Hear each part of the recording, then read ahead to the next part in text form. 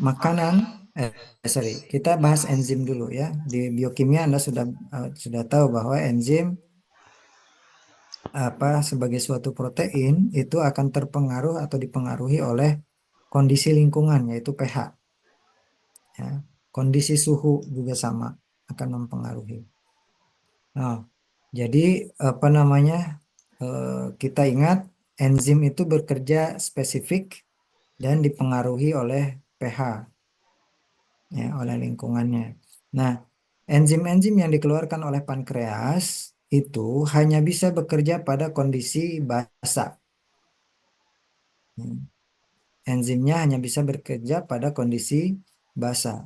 Sehingga makanan yang dari lambung yang pH-nya itu asam itu akan dicampurkan dengan si garam-garam basa ya yang ada dari siapa namanya getah empedu.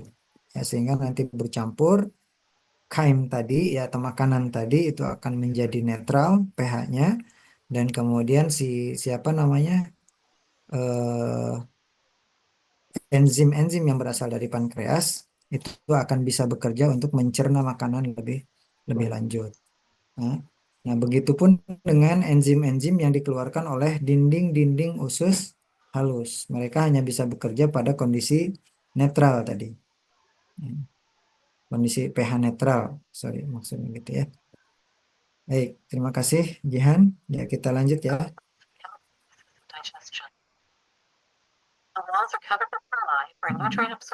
Jadi makin lama, makin dalam masuk ke usus ya. Sebelum masuk ke usus besar, nah, maka makanan-makanan atau makromolekul itu akan menjadi apa namanya molekul penyusunnya ya. Karbohidrat itu akan dipotong-potong menjadi maltosa atau glukosa atau fruktosa atau galaktosa ya.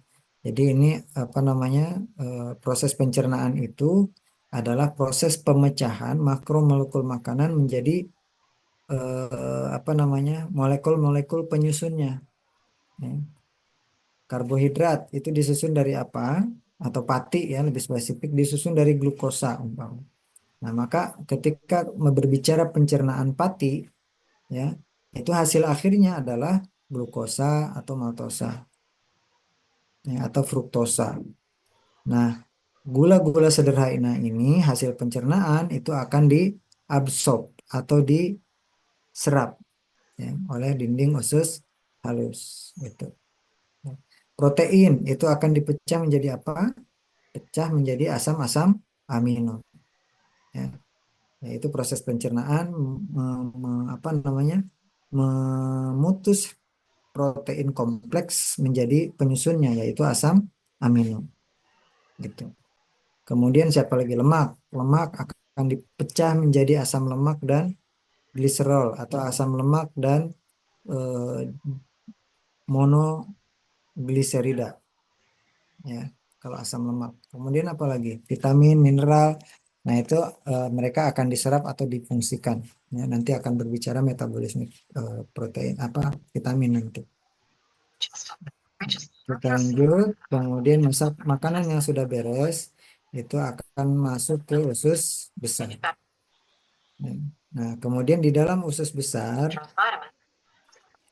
itu ada beberapa hal yang terjadi. Yang pertama adalah air ya itu akan diabsorb.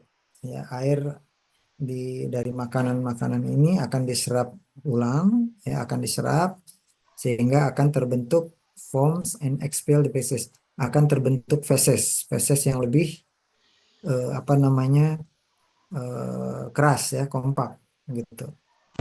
Kemudian juga akan dilakukan pembentukan vitamin, ya. Jadi di dalam usus besar itu ada pembentukan vitamin, yaitu vitamin vitamin apa? Ada yang tahu? Oke, nanti apa dicari ya vitamin apa yang terbentuk di usus besar. Kemudian juga memproduksi mukus. Apa itu mukus? Mukus itu adalah lendir ya, pelapis pada permukaan mukosa. Ya. Ada mukosa usus, mulut itu merupakan mukosa. Apa? Jadi permukaan yang basah pada mulut kita itu disebut sebagai mukosa. Mana lagi? Hidung, ya itu juga mukosa. Usus kita juga sama. Ya. Jadi di dalam usus itu kita apa namanya kita kenal dengan istilah mukosa ya. Apa namanya permukaan bagian dalam usus itu kan berlendir ya, basah gitu. Nah itu disebut sebagai mukosa. Mulut kita, hidung kita, ya itu juga mukosa. Jadi memproduksi mukus supaya apa? Ya supaya feses itu nanti mudah dikeluarkan dari usus besar. Ya, oke. Jadi ini secara garis besar proses apa namanya pencernaan. Ya, baik. Coba kita cari yang lain.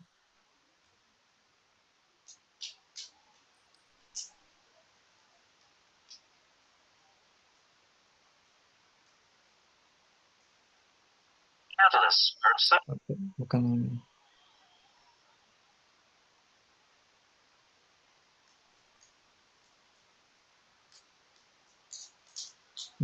Baik, ini hampir sama tadi dengan yang saya sampaikan ya. Ini lebih lebih apa? Lebih detail lagi ya. Ketika kita melakukan proses pengunyuhan, maka mulut kita dengan bergerak itu akan mengeluarkan enzim saliva. Ya, enzim saliva ini akan bisa keluar dari mulut kita jika ada beberapa stimulus. Ya, ketika kita melihat makanan, nah maka enzim saliva akan keluar. Ya, jadi kalau kita melihat makanan kerasa enak gitu ya, nah maka itu akan mengeluarkan saliva. Atau kalau Anda membayangkan apa namanya ada buah jeruk ya, bayangkan ada jeruk nipis warnanya hijau atau kuning, kemudian diperes. Nah, Anda bayangkan minum itu. Nah, secara tiba-tiba mulut kita itu merasa ada asam dan keluar cairan. Nah, itu enzim ya. Jadi beberapa stimulus-stimulus bisa menyebabkan enzim apa namanya eh, pialin ya atau saliva itu akan keluar dari mulut kita ya. Termasuk di dalamnya kalau orang menggerakkan mulut ya. Orang banyak bicara, nah itu juga akan tetap mengeluarkan apa namanya saliva tadi. Ya, karena mulut kita adalah lapisan mukosa yang harus tetap basah. Nah, maka ketika kita berbicara, apa namanya, menggerakkan mulut kita, maka ludah itu akan keluar. Ya. Nah, selain itu juga apa? Ketika mulut itu kotor, ya, ada sesuatu zat di dalam mulut kita, maka itu juga akan menstimulir pengeluaran saliva tadi. Ya. Jadi itulah mengapa salah satunya alasan kalau kita mau tidur itu harus sikat gigi, ya. Karena itu akan kalau kotor mulutnya akan menstimulir pengeluaran saliva. Ya. Oke. Nah, saliva itu juga akan mempermudah untuk proses apa penelanan makanan.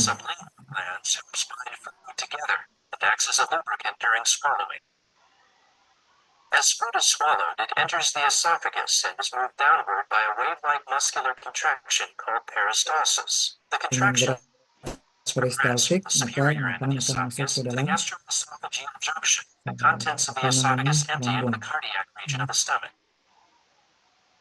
The lining of the stomach. Oke, di lambung dia akan dicerna. Oke, coba eh, ada yang pernah punya pengalaman tidak? Sunnah Rasul, ya, sunnah Rasulullah SAW, kita kalau tidur disunahkan untuk miring ke arah mana? Kanan, Pak. Ke arah kanan ya. Jadi sisi kanan tubuh kita itu jadi tumpuan dan hindari untuk miring kiri. Kenapa?